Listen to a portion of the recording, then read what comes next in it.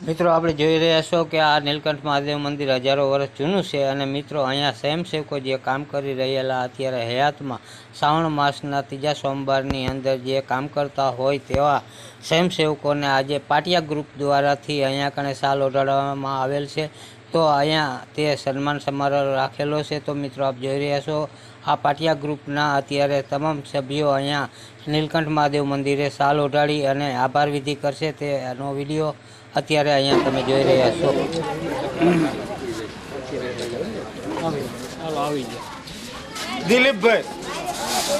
દિલીપભાઈ અમને એમની વાડીએથી પાણીની લાઈન નાખી તમે ઘનશ્યામભાઈ પાસે રહી તમે રહી જજો એમ શાલ ઓઢાડો। હાલો તમે નામ બોલીને હોય જ રતિલાલ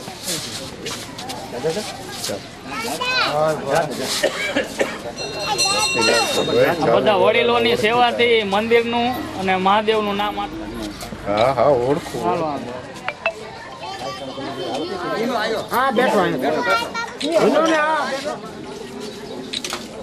આવી જાવ ફોટામાં।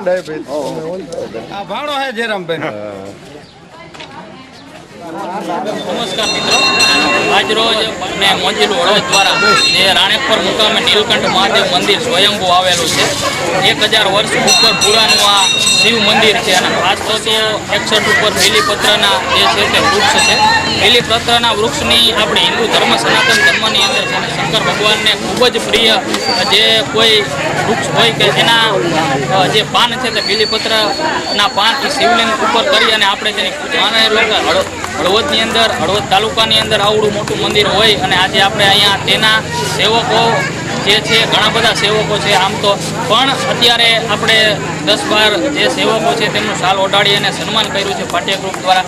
આપણી સાથે જે છે તે મંદિરના એક ઘનશ્યામભાઈ દેથરિયા સાહેબ આમ તો શિક્ષણ જગત સાથે સંકળાયેલા છે, તેઓની સાથે થોડીક વાત કરશું। સાહેબ આમ તો ઘણા વર્ષોથી અહીંયા ખૂબ સારું એવું વાતાવરણ શિવ મંદિર છે અને હજારો વર્ષ જૂનું આ નીલકંઠ મંદિર અને અહીંયા જે છે તે ઘણા ભાવે સેવા પૂજા અર્ચના કરે છે। તો આ મંદિર વિશે પ્રથમ તો આ મંદિર કેટલા વર્ષ જૂનું હશે અંદાજે અને અહીંયા જે છે બીલીપત્રના વૃક્ષ છે જે તેનું પણ શું મહત્વ રહેશે? આ સ્વયંભૂ નીલકંઠ મહાદેવ મંદિર છે। આ ગામ પહેલાં આ ગામનું નામ હિરણી નગર હતું, એ વખતનું આ મંદિર છે અને આ મંદિરને અત્યારે 1011નું વર્ષ ચાલે અને એની સાબિતી રૂપે જોઈએ તો સામે જે છે ને એ મોહમ્મદ ગજનીએ આ મંદિર તોડેલું એની નિશાની છે। અને નજીક માતાનું મંદિરની પુનઃ પ્રતિષ્ઠા કરી ત્યારે માતાજીની મૂર્તિ નીચેથી 11 ચાંદીના સિક્કા નીકળ્યા અને એની અંદર 1009ની સાલ એ સિક્કામાં લખેલી હતી જે અત્યારે 2025 આવેલી 1016 વર્ષ પહેલાં। એટલે અમને પાકો વિશ્વાસ બેસી ગયો આ મંદિરે વત્તા ધાંગધ્રા સ્ટેટમાં એવું લખાણ છે કે જે તે સમયે દ્વારકાથી ડાકોર સુધી પદયાત્રી જતા ત્યારે અહીંયા વિસામાનું સ્થળ હતું, અહીં ધર્મશાળા હતી અને નરસિંહ મહેતા અને મીરાબાઈએ આ મંદિરમાં અહીંયા ધર્મની પૂજા કરેલી છે એવો ધાંગધ્રા સ્ટેટમાં લખાણ છે।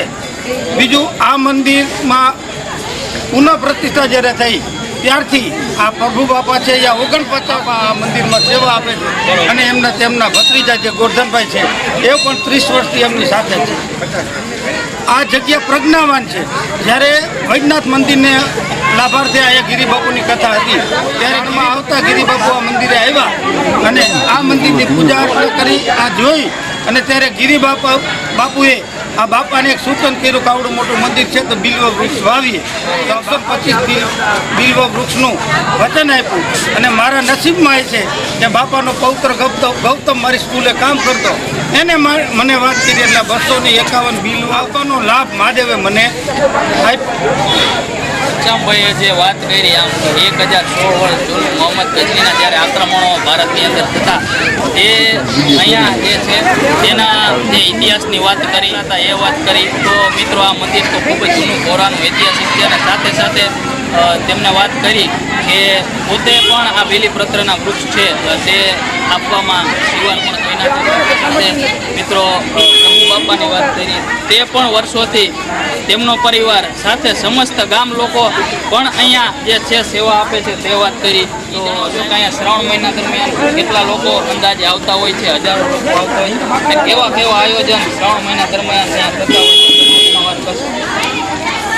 આ મંદિરની અંદર છેલ્લા 8 વર્ષની અંદર 15થી 20 કામમાં ભૌતિક સુવિધા કરી અને અમને ગૌરવ છે કે અમે એક પણ અહીંયા પાંચ બુક નથી રાખતા, કોઈ દાતા પાસે હાથ લાંબો નથી રહ્યો. કામ ચાલુ કરીને મહાદેવ આપોઆપ અહીંયા દાતાઓ મોકલી દે છે. શ્રાવણ મહિનામાં દરરોજ અહીંયા દીપમાળાને 251 દીપ છે એની દીપમાળા કરવામાં અને મંદિર ફરતું કુલ 551 દીપ પ્રગટાવવામાં આવે. અને માણસો અહીં આ બિલ્લી છે એને ફરતે પરિક્રમા પથ બનાવ્યો છે, તેમાં પરિક્રમા કરવા આવે. દર સોમવારે અહીંયા 1500થી 2000 માણસો પરિક્રમા કરવા આવે છે અને અમાસના દિવસે અહીંયા આયોજન કરવામાં આવે છે વર્ષોથી, અને ભંડારાનું આયોજન અહીંના ભક્ત મંડળ દ્વારા જ કરવામાં આવે છે.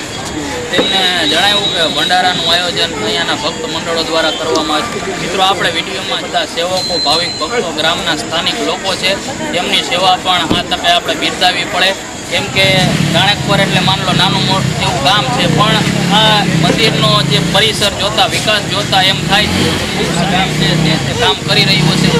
તો સાહેબ, ટૂંકમાં દરેક શિવ ભક્તોને તમે શું જણાવશો કે આ મંદિરની અંદર ઘણી બધી સેવાકીય પ્રવૃત્તિ થઈ રહી છે, તો તેનો દર્શનનો લાભ લેવા અવશ્ય પધારશો એવી ટૂંકમાં વાત. આ જગ્યા પ્રજ્ઞાવાન જગ્યા છે, અને એની વાત કરું તો આ બિલ્લીને પાવા પાણી જે વાડીથી વ્યવસ્થા કરી પાણીની લાઈનની, એ અમારા બાપાના દીકરા દિલીપભાઈએ વાડી પાણીની લાઈન નાખી. એની પાસે એમના શાળા પાસેથી ઉછીના લાવ્યા અને એમના શાળાને પૈસાજી પાછા નહોતા દીધા, પણ એમના શાળાએ જે પૈસા આપ્યા ને અત્યારે એમનો શાળો કરોડોપતિ છે. આ મહાદેવની કૃપા. આ મહાદેવ કોઈનું માથે રાખતા નથી. શ્રદ્ધાથી મહાદેવને તમે નમન કરો. આ મહાદેવ ભક્તો પર કૃપા વરસાવે એવી અમને શ્રદ્ધા છે. તો મિત્રો, આ હતા ઘનશ્યામભાઈ દેથરિયા અને તેમની સાથે આપણે વાત કરી. આ બધા લોકો અહીંયા જોડાયેલા છે, આપણે તેમની સાથે પણ તમને મુલાકાત કરાવી. ટૂંકમાં ઘનશ્યામભાઈ વાત કરવી હોય તો આપણે બાપા પણ આમ તો ઉંમરલાયક છે. મિત્રો, બે શબ્દો બાપા કહો તમે, કેમ કે આ મહત્વ આપ્યું છે, તો આ મહાદેવની દયા વિશે શું કહેશો એ જણાવો ટૂંકમાં, જેમ ફાવે એમ તમ કરે.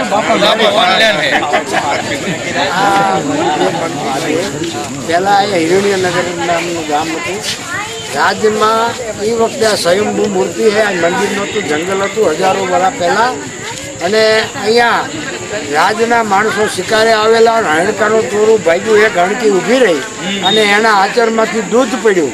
રાજના શિકારી માણસોએ રાજને ખબર આપી અને પગીને ખોદાયું તો સ્વયંભૂ મંદિર નીકળ્યું. અને 1011મું વર્ષ આના મંદિરને ચાલે. સ્વયંભૂ મૂર્તિની તો કોઈને ખબર, એની કલ્પના પણ ન હોઈ શકે. બીજી વાત કરું તો અહીંયા જે કંઈ બેઠા એવા 10થી 15 માળા જે આ મંદિરને જે સુવિધા બનાવી છે, અહીંયા વિકાસ કર્યો છે, એમાંના અમારા પટેલિયા છે, રજપૂતો છે અને થોડી બાકીના છોકરાઓ ખૂબ મફત સેવા આપે. અહીંયા મજૂરી ખર્ચ લાગતું નથી. એકમાંથી ભગવાન શિવ એવો દાતાર છે કે કોઈ પણ સાચા દિલથી કોઈ પણ આ સંકલ્પ કરે કહીએ, કોઈને દીકરા આપ્યા છે, કોઈને દીકરીઓ આપીએ, કોઈને સંપત્તિ આપીએ, કોઈને સંસ્કાર આપ્યા છે. અને અત્યાર સુધીમાં મંદિરની અંદર હું 49 વર્ષથી આની સેવા આપું. સતત 11 વર્ષથી તો હું આવીને છું. પણ આ બધા જે રહ્યા છે મારા મિત્રો તો નહીં કહું, પણ નાના કુબેર ભંડારી કહીને 1977માં શૂન્ય હતું. આ મંદિરમાં કાંઈ નહોતું. અત્યારે તમે જો મંદિર લગી જીપના અને ઝાડા ઊભા હતા. આજે આ મંદિર એક કૈલાસ જેવું બની ગયું.